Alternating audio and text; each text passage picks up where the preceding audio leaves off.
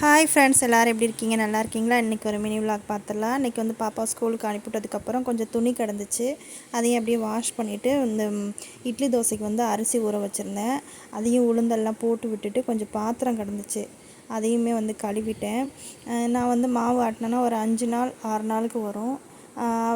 காலையில் வந்து பார்த்திங்கன்னா பாப்பாவுக்கு தயிர் சாதமும் உருளைக்கிழங்கு தான் கொடுத்து விட்ருந்தேன். இன்றைக்கி வந்து அவங்களுக்கு வந்து ரன்னிங் காம்படிஷன் இருக்கான். வெயிலில் தானே ஓடணும், சரி அதனால் தயிர் சாதமே கொடுத்துடலாம், வெயிலுக்கு இது சாப்பிட்றதுக்கு கொஞ்சம் நல்லாயிருக்கும்னு அதான் கொடுத்து விட்டேன். அப்படியே வந்து எங்களுக்கு பார்த்திங்கன்னா புடலங்காய் பொரியலும் புளிக்குழம்பும் வச்சுருந்தேன். அந்த புடலங்காய்க்கு தான் தேங்காய் உடைச்சேன். அந்த தேங்காயில் ஒரு சொட்டு தண்ணி கூட இல்லை. 2 நாள் விட்டுருந்தா அழுகி போயிருந்துருக்கும் போல். அப்புறம் தேங்காய் உடைச்சிட்டு தான் சரி அதுக்கு போட்டுட்டு மிச்சம் தேங்காய் இருக்கும், அதை தான் என்ன பண்ணலாம் அப்படின்னு நினச்சிட்டு இருந்தேன். அப்போ தான் யோசனை வந்துச்சு, சரி மாவு இருக்குது, பால் கொழுக்கட்டை செஞ்சிடலாம் அப்படின்னு 3 கப் மாவு எடுத்து லைட்டாக அப்படியே வறுத்துட்டு அப்படியே தண்ணி ஊற்றி கொஞ்சம் கொஞ்சமாக பிசைஞ்சிட்டு இருந்தேன். பாத்திரம் சூடாக இருந்ததுனால ஒரு ஸ்பூன் போட்டு கிண்டிகிட்டு இருந்தேன். அதுக்கப்புறம் அந்த சூடு ஆறிடுச்சு. அதுக்கப்புறம் கையில் வச்சு நல்லா பிசைஞ்சிக்கிட்டு இடியாப்பத்துக்கு பிசைகிற பதத்துக்கு நல்லா பிசைஞ்சு எடுத்துக்கணும்.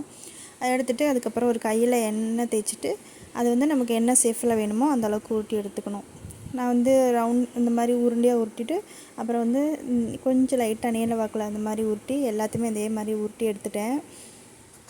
நம்ம ஏதாவது ஆசைப்பட்டு செய்கிறோம் அப்படின்னா எல்லாருமே வந்து ஆசையாக வந்து சாப்பிடணும், எல்லாமே பாத்திரத்தை காலி பண்ணால் தானே வந்து நமக்கு அடுத்தடுத்து செய்கிறதுக்கு இன்ட்ரெஸ்ட்டாக இருக்கும்.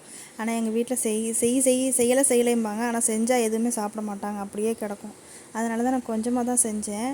பாப்பா வந்தோடனே கொடுக்கலாம் அப்படின்றனால இப்போவே டைம் இருக்கும்போது செஞ்சு வச்சிடலான்னு அதை செஞ்சுட்டு இருக்கேன்.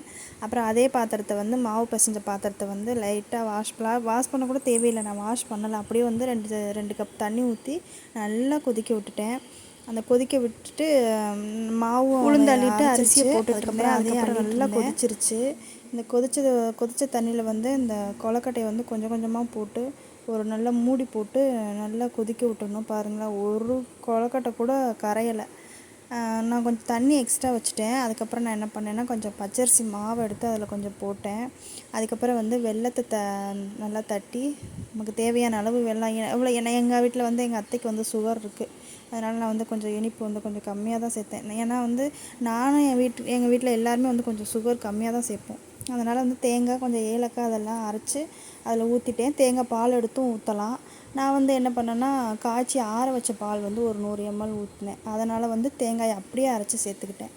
அப்படியே 2 நிமிஷம் மூடி போட்டு மூடி வச்சுட்டா பால் கொழுக்கட்டை ரெடி. நான் இப்படி தான் செஞ்சேன். நீங்களாம் எப்படி செய்வீங்க? இல்லை யாருக்கெல்லாம் பால் கொழுக்கட்டை ரொம்ப பிடிக்குமோ அவங்கெல்லாம் கமெண்ட்டில் சொல்லுங்கள், நானும் தெரிஞ்சுக்கிறேன்.